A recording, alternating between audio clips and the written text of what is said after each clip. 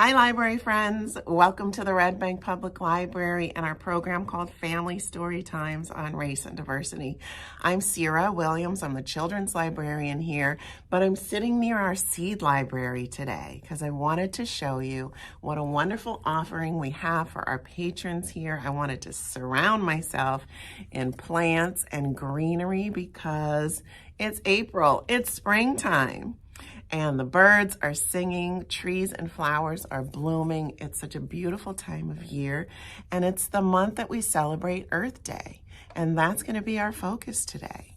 And you might be wondering, why are we going to talk about the Earth when this is a program about race and diversity? That's weird. And I want us to think about that because you're right that we normally talk about the people in our communities, how everybody comes from different backgrounds and cultures and races and identities and religions, and that we should treat everybody with kindness and respect, and that we should appreciate all the things that we have in common, but also celebrate our differences. Right? And I never want you to forget those things. But we also need to think about the places that we live. And remember that of all the things that we do have in common, the big one is that we're all earthlings. We all live on this planet and share this planet and all of its resources, and we need to take care of it. We need to treat it just like we do people, in that same way, with respect and kindness, and not abuse its resources and take advantage of it, because when we hurt or damage the earth, we really hurt ourselves. That's true. And the other way that I think about our environment and how it relates to race and diversity is that historically,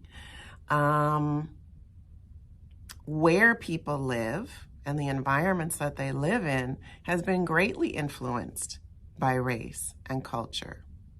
So there are people in our communities now who are older, who are senior citizens, people that I know, and I'm sure people that you know, who were young people, who were probably your age, in a time in America where there were rules and laws and regulations that separated people or segregated people based on the color of their skin.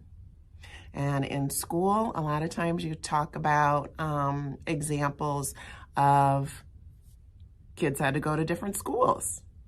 There were schools for white children and schools for black children. Or people had to sit in different places on the bus, right?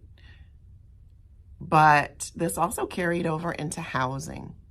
And so there were rules and laws that basically separated people and meant that Black people or Native American people or other people of color were not allowed to live in white communities. And this also affected the investments or the money that was spent in those communities. So that if you compared the two, in white neighborhoods, you might find nice parks and roads and schools and open spaces and trees. And in communities of color, you were more likely to find the train yard, the junkyard, and other environmental hazards. And so you can tell that that's not fair. And those rules and laws and regulations don't really exist on the books anymore, but it takes, honestly, generations for the effects of those things and for the attitudes of those things to change. Because the rules and laws don't exist anymore, but the places still do. And so that affects the way people lived then and the way that people live now. It really does. And so racial justice and social justice and environmental justice are issues that are all tangled up together. They're complicated, and it takes a really long time, like I said, to unravel those things. But do you know what it takes to get things to change in this world? It takes people like you and me to notice that things are unfair, that something needs to change, and to stand up and use our voice. And when you're the first person to stand up and say something, you will be surprised that other people are thinking like you, and they'll stand up and help you make the change that you want to see.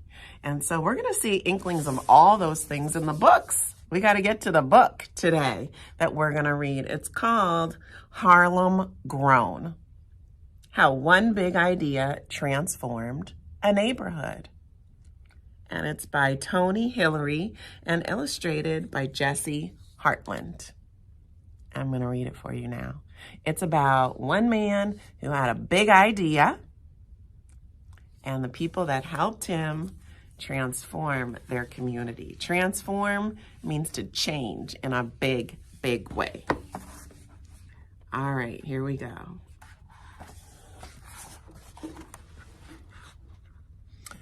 Once in a big city called New York, in a bustling neighborhood called Harlem, there was an empty lot.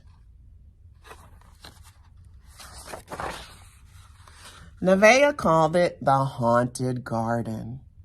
It was cluttered with wrecked couches, old TVs, broken bottles, and empty cans. Once in a big city, in a bustling neighborhood, there was Nevaeh's school. PS 175 it was called, and it sat across from the Haunted Garden. So New York City has so many schools because it's such a big city and so many people live there that they number their schools. So PS stands for Public School 175. And it sat right across the street, look, from the Haunted Garden. One day, a man came to PS 175, Mr. Tony, the kids called him. When Mr. Tony saw those kids and that haunted garden, he had an idea.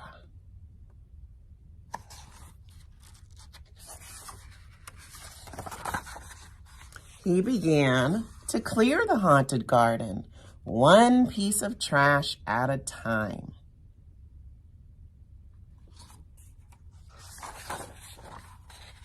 Soon, it was a clean slate, a blank canvas. I got it all cleaned up. Mr. Tony laid down new clean soil. He invited Nevaeh to help. Seeds, shovels, fertilizer, mulch, topsoil, water.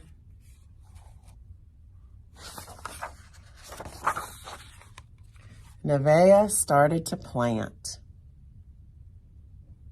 How to start a seedling. She put her seeds in the pot. She put some topsoil on top of them. She watered them and put them in the sunlight. And it says, then she dug holes in the ground, and into the holes she placed her seedlings. Then she carefully covered them with dirt. Her friends came too. 400 seedlings went into the ground, one for each kid. Here's what they planted: basil, mint, cilantro, and rosemary. Then the kids watered and weeded, and their plants began to grow. Once when Nevaeh came to the lot after school, her plant was wilted and sad. Well, we'll try again, said Mr. Tony. We'll plant something different.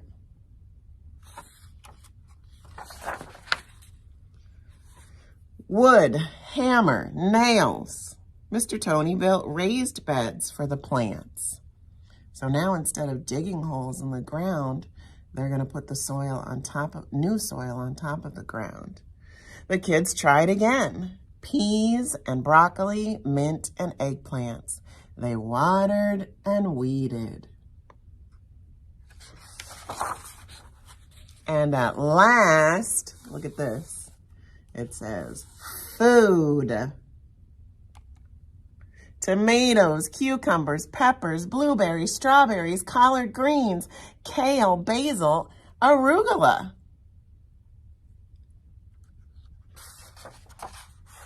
Mr. Tony watched and helped and smiled. More kids came from the neighborhood. They tended their plants, which grew and grew. Up came more fruits and vegetables. The kids took their green beans and carrots and cucumbers home to their families for dinner.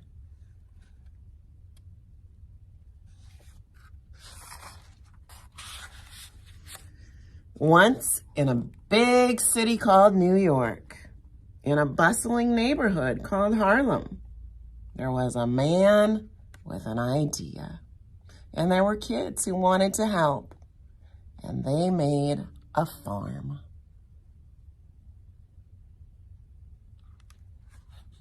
And the farm is called Harlem Grown Garden.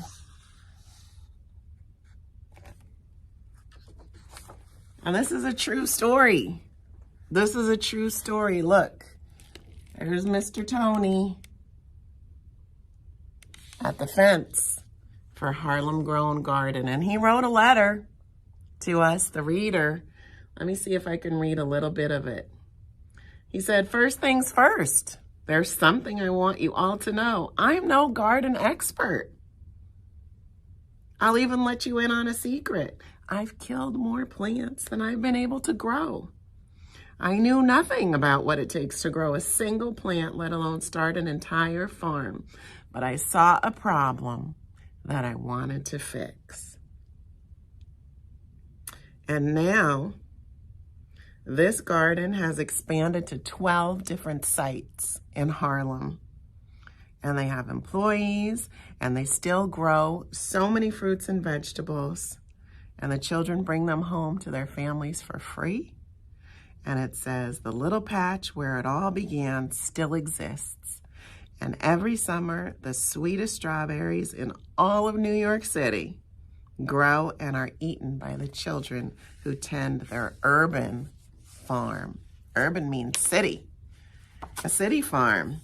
And Harlem is one of those communities that we were talking about that used to be a community mainly for Black and brown people. And so this is a great story. And I like it for a few different reasons. Number one, because Mr. Tony had a big idea. And he didn't say, I don't know anything about plants. I don't have a green thumb. Oh, having a green thumb means you have a talent for growing things. Maybe somebody in your family has a green thumb. But Mr. Tony didn't. And he didn't say, I just won't even tell anybody my big idea because I know I can't do it. Nope. He shared his idea and he got people to help him and they made it happen. So I really like that. Number two, the people that helped him mostly were kids. And I love that because I want you to always remember that kids can do big, big things.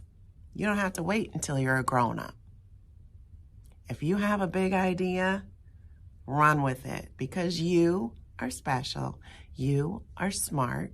You can see when something needs to be done, when a change needs to be made, if something's not fair. And if it's an idea that you can't do all by yourself, don't give up on it. Share it and see if you can find somebody to help you make it happen. All right, so I like that. What else? Well, I'm gonna tell you something. This program of Family Storytimes on Race and Diversity was my big idea. It was my big idea almost 3 years ago. And one of the things I want you to learn is that books can help you to learn about people and places and experiences and things that you might not ever get to know for yourself in your own life. Like, have you ever been to the big city? New York City is not that far from Red Bank. Someday you'll get there and you'll see, and you may live near a big city yourself, but kids that live in the city are just like you. But the environment that they live in is very, very different. And the neighborhood that you live in might not have empty lots or places filled with garbage. But now you know that that's an issue for some people in some places. So what do you think about that? Well, I know that no matter where you live, there's things that we can do in honor of Earth Day to help our planet. So let's do some thinking about that. Well, even if you don't have an empty lot full of garbage, I know you see trash around your community. I'm sorry to say that I have seen teenagers and children in the park right down the street literally just throw garbage on the ground when there's a trash can not more than 15 feet away. When you see that happen, you gotta be the brave one to say something like, hey, that's not cool. There's a garbage can right there. And so, number one, don't litter. But number two, maybe you could do a community cleanup in your neighborhood or at a park. You could go to the beach and do a cleanup. Be careful.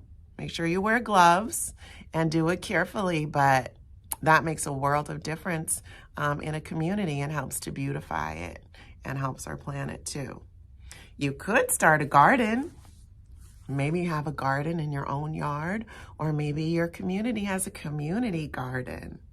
Maybe your community needs a community garden. Is that something that you could work towards? Getting a community garden? Hey, you could come to the library and get some seeds and start from there. That would be awesome. What else could you do? Let me look at my list. Oh, you could plant a tree.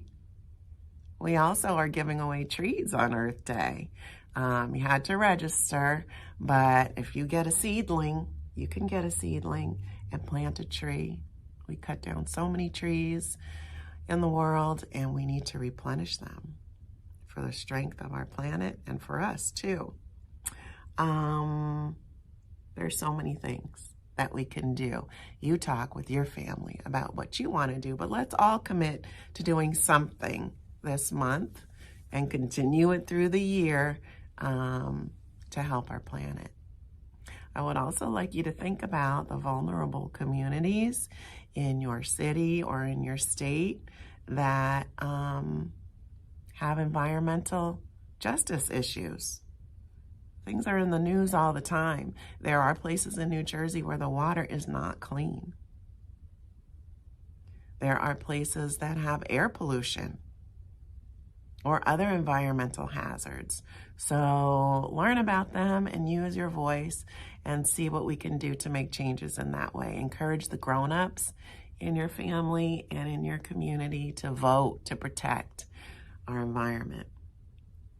Okay, well, since this book was about gardening, I'm going to share with you a video of something that I did a little while ago that was super fun and easy and got me excited about growing things because I do not have a green thumb. But this was perfect. It's growing food from scraps, and it's something that you could do maybe this month for Earth Day, and it's a great little experiment to see what happens, and then you can plant things and grow some food for you and your families. So watch this video, and before I toss it over there, I want to wish you again a happy spring, happy Earth Day.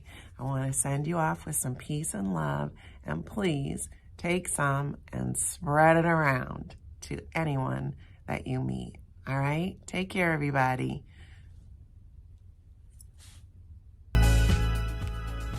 So let me show you this cool project. It's almost like a science experiment. These are the vegetables that I'm growing from scraps. Here's my carrot again. Look at this. It's just the top of a carrot in some water, and it's growing so fast. These are scallions.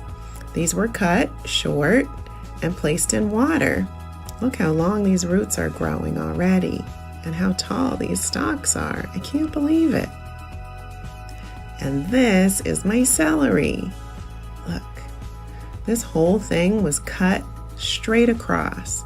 And now, look how much has grown in just 1 week. Let me show you some of the other vegetables I had that are starting to do something, and I haven't even tried. This is a clove of garlic. See that little green tip? This would continue to grow if we placed it in water. And here's a potato. We've all seen these little nubby things, but usually we just flick them off and cook it up and eat it. But those are the beginnings of roots. And here's an onion. If we cut this and put it in water, it would begin to sprout too. This is super easy and pretty exciting. Let me show you how to do it. Here's the vegetables that I used. A celery, a carrot. Hey, you need a carrot that has a top on it. You can't use these little carrot sticks. They were made out of a big fat carrot like this, and they won't work. I also have some scallions. Then we also need something to put them in, a cup or maybe a little dish. If you don't have anything like that, you could also use a big container and just put them all in together and add some water to that. That reminds me, we need water. And the last thing we need is a knife. Are you allowed to cut? You're probably not allowed to use a sharp knife like this, but if you can, you just need a knife with a little serrated edge, a bumpy edge to cut with. If you're not allowed to use a knife, then ask your mom or dad to help you with this part, and you can help with all the other parts of the project. All right, I think I'm going to start with my carrot. We want to measure up about 2 inches, maybe a little more, and cut, cut, cut. Ta-da! That's it. I'm going to put it in this dish and add some water. Don't cover it all the way, just enough water to go about halfway up. And we need to change the water every day, and that's where you're going to be a big helper. I think I'm going to eat this carrot for dinner tonight. Let's see, what should we do next? I think I'll do the scallions. Again, we're just going to measure up a couple of inches, kind of to where the white part starts turning green, and just cut straight across. That's it. Now I'm going to put these in a cup. Come on, cup. Okay, and we're just going to add some water. Again, don't cover them up. Just fill it about halfway up to the top. Now let's do the celery. I'm measuring. Oh, we need to use this whole celery. Okay, we're going to measure again and cut, cut, cut, cut, cut, cut, cut, cut, cut, cut, cut, cut, cut. There we go. Looks like a flower, right? But this is going to start sprouting, and look at that. I need to put this in some water to get it started. I'm going to put it in my container and add some water. Again, just about halfway up. There we go. Isn't this fun? Now, look how much these are going to grow. In only a couple of days, you'll start to see them sprout. Oh, don't forget, you could try some other veggies too.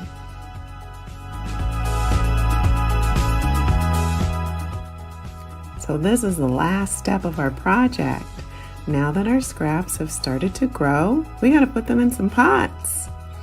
So I have some potting soil here and a couple of little pots.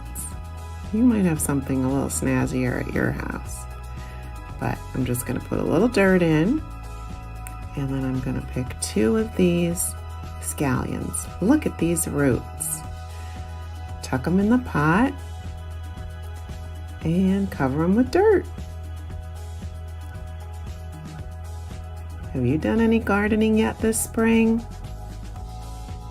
I haven't, so this is fun. You gotta pat this dirt down, and then our plants are gonna need a little water so they have something to drink. Here you go. Here you go. Excellent. What should we do next? The celery or the carrot? Let me think about it while I put some dirt in this pot.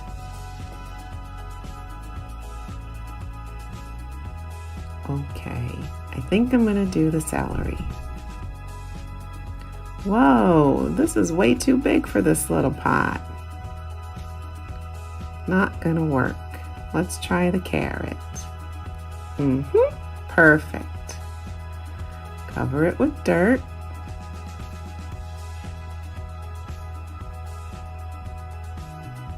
There we go. Pat it down and give it a drink. There you go, little carrot. Hey, I have 2 new little plants to keep my eye on. I love them. And we'll work on these later. Wasn't that cool? I hope you give it a try. I think you'll really have a good time. Let me know how it works out for you. And again, have a great day. Bye, friends.